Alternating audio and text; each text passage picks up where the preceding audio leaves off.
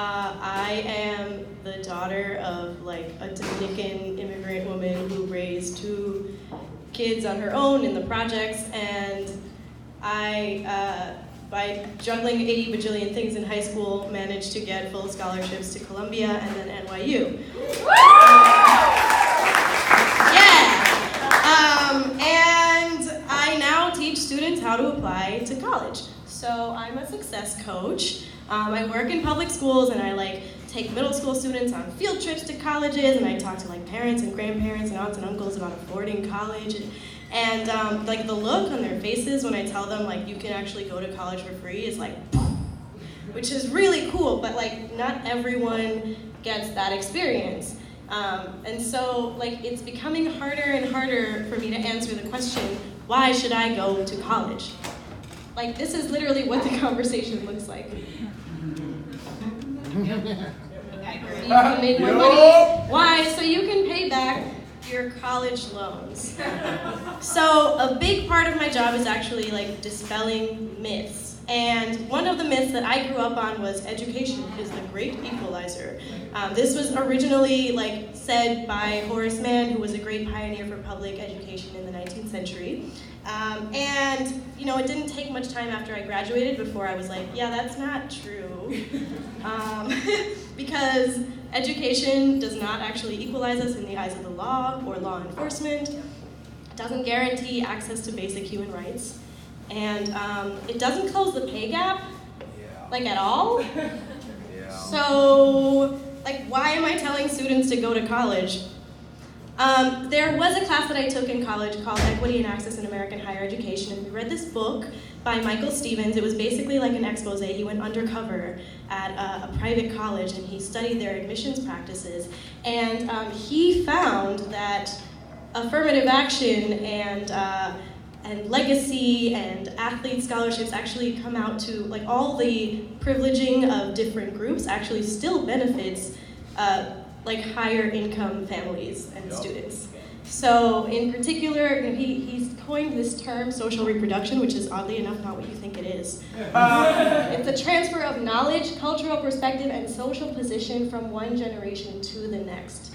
That's something basically students learn from their families, what is important to them, what is going to shape their futures. And it's my job, right, to transfer that knowledge to students whose families don't have that.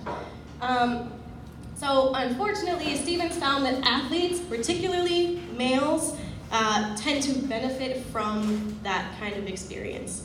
Oh, this is going real fast. Sorry, yeah. It's not playing right? Oh, okay. That's totally fine. I'm just going to follow my cards now. So he found that 75% of students who got athletic scholarships were actually men. Most of them were higher income students. And so the lower income athletes didn't have the same support or resources to actually get the level of skill that they needed to get athletic scholarships. He also found that private schools actively court higher income students of color to fill their diversity quotas, which was a trend that was not really started by affirmative action. It was actually started by Ivy League schools. And a lot of my students, when I tell them I went to an Ivy League school, they're like, oh my God, you're so smart. And I'm like, no, what is an Ivy League school? It's literally just a group of really old schools founded by rich white dudes who were let's play football together. It's just a football league disguised as the best schools in the country. Yeah. So college opened a lot of doors for me because I got to study abroad in Italy, and I had always wanted to go to Venice, which was that's so cool. I got to meet students from all over the world and take classes with them and learn about their lives. But the main ways I actually benefited were living in a dorm that had security and no roaches. That was awesome. Unlimited access to food, quality health care. I got to go to therapy for the first time in college. So cool. So for the time that I was there, I was living the life. But after I graduated, things were not the same. So for students who take out loans, does it really make the experience worthwhile? you know? The total debt that we have as a country, student loan debt, is about $1.6 trillion right now. It's like absurd. Might be billion, I might have messed that up. Yeah, no, it's definitely trillion. There it is. And about 44.7 million people own that debt. Yeah. Yup. This actually disproportionately affects lower income students. Again, why? Because, okay, have you all heard of like the federal Pell Grant? Mm-hmm. Yeah, okay, so it's like a grant that the government gives to students, and it's based on your family's income, your household income. So having a Pell Grant actually makes people more likely to borrow money for school, because they're like, oh, I got a partial scholarship. Let me take out a $13,000 loan so I can go to that great school with that great name. The average college tuition is about $22K, and the highest Pell Grant you can get is about $6,100 per year. So, like, it doesn't really add up. But I think something that's even more problematic than that is where our money actually goes. So in 2012, this is an old number, 20% of student loans were private. Now, a 2013 study, right, the year right after that, showed that 29 major investors owned over 1 million shares in private prisons. So among these were actually Harvard and Columbia, which started the student prison divest movement. To make matters even more tangled, CEOs of the two major biggest private prison companies hold positions as trustees and researchers and fundraisers at schools like Vanderbilt and Temple and Florida Atlantic University and Arizona State, among others. So our money is basically going to fund private prisons. And that's just the private loans, right?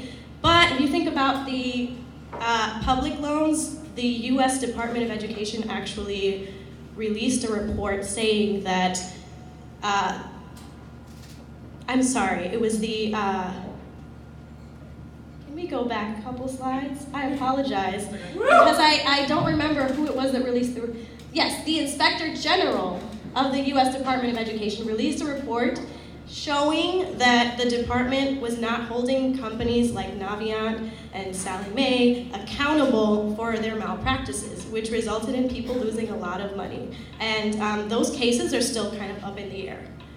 So, am I saying people should not go to college unless, like, we all have free tuition? That's not what I'm saying. I actually think that if we had free college for everyone, it would just perpetuate the same inequality that we're seeing and be kind of a band-aid.